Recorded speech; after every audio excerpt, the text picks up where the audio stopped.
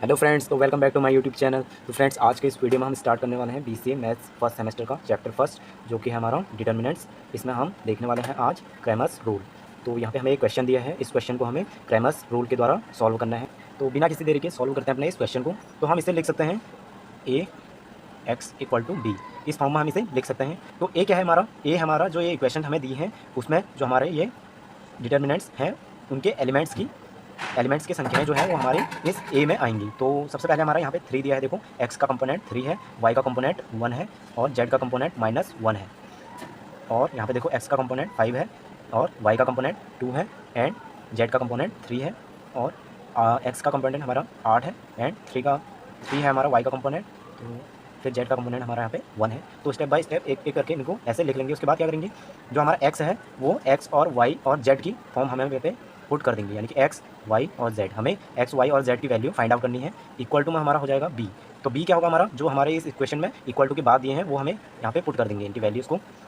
तो मैंने ये पुट कर दिया। अब देखो, हमारे ये A into X equal to B के फॉर्म में हमने इसे लिख लिया। तो फ्रेंड्स, इसके बाद क्या करेंगे वो देख लेते हैं। इसके बाद जो हमारा ये ए मैट्रिक्स ए जो दी है वो हम निकालेंगे इसका डिटर्मिनेंट। तो मैट्रिक्स ए का डिटर्मिनेंट निकालेंगे इसका। तो डिटर्मिनेंट निकालने के लिए हम देखो पहले इस 3 को लिखेंगे। अब देखो, ये रो छुपाओ, ये कॉलम छुपाओ। तो देखो, मल्टीप्लाई करो, क्रॉस मल्टीप्लाई, 2 की मल्टीप्लाई 1 के साथ, तो 2 बीच में माइनस का चिन्ह लगाएंगे। 3 की मल्टीप्लाई हम 3 के साथ करेंगे, 9 आ जाएगा, बीच में माइनस का चिन्ह लगाएंगे, ये 1।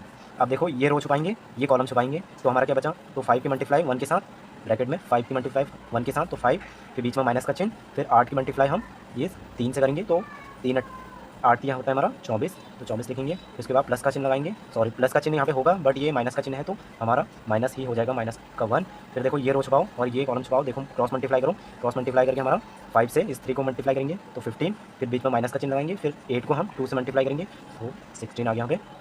अब देखो, इसे सॉल्व कर लेंगे हम, अंदर इसको माइनस करो तो -7 आ जाएगा, फिर माइनस का 1 ये है, और देखो इसमें से इसे लेस करोगे तो -19 आ जाएगा, फिर माइनस का 1, फिर देखो यहाँ पे -1 आ जाएगा। अब इसे सॉल्व कर लेंगे, अंदर मल्टीप्लाई करेंगे तो ये आ जाएगा माइनस का 21, फिर इस माइनस से इस अंदर गुणा करेंगे तो ये हमारा माइनस माइनस हो जाएगा प्लस, प्लस का 19। अब देखो, इस माइनस से अंदर माइनस करेंगे तो प्लस हो जाएगा 1।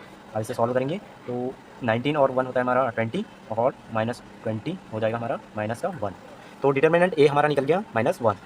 तो डिटर्मिनेंट निकलने के बाद हम सॉल्व करेंगे, एक्स की वैल्यू फाइंड आउट करेंगे। तो एक्स की वैल्यू हमारे फाइंड आउट कैसे होगी वो देखेंगे। एक्स लिखेंगे 1, A1 का हम डिटर्मिनेंट निकालेंगे और डिवाइड कर देंगे जो हमारा ये डिटर्मिनेंट निकल के आया है। तो अब ये A1 का डिटर्मिनेंट क्या है, हम ये निकालेंगे। पहले A1 का डिटर्मिनेंट निकाले हैं, A1 का डिटर्मिनेंट। तो A1 का डिटर्मिनेंट हमारा क्या होगा, जो हमारे ये देखो ये कॉलम है, ये कॉलम्स की हम क्या करेंगे, इस कॉलम के साथ इसको इंटरचेंज कर देंगे, यानी कि इसको हम इसकी जगह लिख लेंगे, इसको इसकी जगह लिख लेंगे। तो देखो क्या हो जाएगा हमारा, यहाँ पे इसकी वैल्यू को हम फर्स्ट कॉलम के साथ बदल देंगे।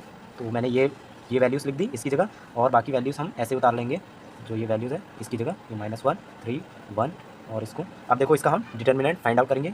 तो डिटर्मिनेंट फाइंड आउट करने के लिए 1 लिखेंगे पहले। अब देखो, ये रो ये कॉलम छुपाओ, क्रॉस मल्टीप्लाई करो, 2 माइनस का 9, फिर बीच में माइनस का चिन्ह लगाएंगे। उसके बाद देखो, ये रो छुपाए, ये कॉलम छुपाया, तो 2 की मल्टीप्लाई 1 के साथ, फिर इस 3 की मल्टीप्लाई 3 के साथ, तो 9 आ गया। फिर प्लस होगा यहाँ पे, बट यहाँ पे माइनस का चिन्ह है, देखो तो माइनस ही रहेगा, -1। और देखो, ये रो छुपाओ, ये कॉलम छुपाओ, तो 3 की मल्टीप्लाई 2 के साथ, तो 6, फिर माइनस, बीच में माइनस का चिन्ह, फिर ये 6। तो आप देखो, डिटर्मिनेंट हमारा क्या निकल के आया है, 1। इसको अंदर सॉल्व करो, -7, फिर माइनस का 1, फिर ये देखो -7, फिर उसके बाद ये माइनस का 1, और देखो बीच में अंदर 0 हो गया। और इसको हम जब सॉल्व करेंगे तो ये आएगा हमारा -7, फिर ये माइनस माइनस अंदर प्लस हो जाएगा, प्लस का 7, और देखो ये माइनस का ये अंदर 0 हो जाएगा। उसके बाद देखो, ये हमारा 0 आ गया। तो डिटर्मिनेंट जो हमारा A1 का डिटर्मिनेंट है वो हमारा निकल के आ गया 0। तो एक्स की वैल्यू निकालेंगे, तो एक्स का फॉर्मूला हमारे पास था डिटर्मिनेंट A1 और डिटर्मिनेंट ए।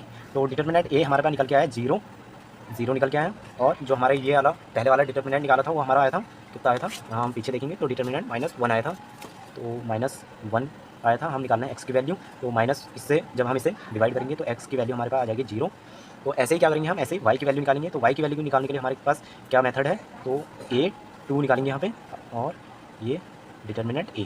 तो डिटर्मिनेंट A2 हमारा कैसे निकलेगा, तो डिटर्मिनेंट A2 निकालेंगे हम यहाँ पे। देखें, देखो डिटर्मिनेंट 2 कैसे निकलेगा हमारा। अब देखो, ये जो हमारा ये वैल्यू थी, इसको हम ये सेकंड कॉलम के साथ हम इसे इंटरचेंज कर देंगे। तो यहाँ से हम डिटर्मिनेंट A2 फाइंड आउट करेंगे। तो डिटर्मिनेंट निकालने के लिए हमारा ये पहले हम 3 लिखेंगे, फिर ये रो ये कॉलम्स पाएंगे, तो 2 की मल्टीप्लाई 1 के साथ 2, माइनस का बीच में 9, फिर माइनस का 1, फिर इस रो को और इस कॉलम को छुपाएंगे। तो देखो इस रो को और इस कॉलम को छुपाओ तो 5 की मल्टीप्लाई करो 1 के साथ, फिर माइनस का चिन्ह बीच में, 8 3 जा 24, फिर बीच में माइनस, ये हमारा माइनस, फिर देखो ये रो ये कॉलम छुपाओ, फिर 3 की मल्टीप्लाई करो अंदर 15, फिर हमारा बीच में आएगा माइनस का चिन्ह, फिर 8 की मल्टीप्लाई करेंगे 2 के साथ तो ये आ गया 16।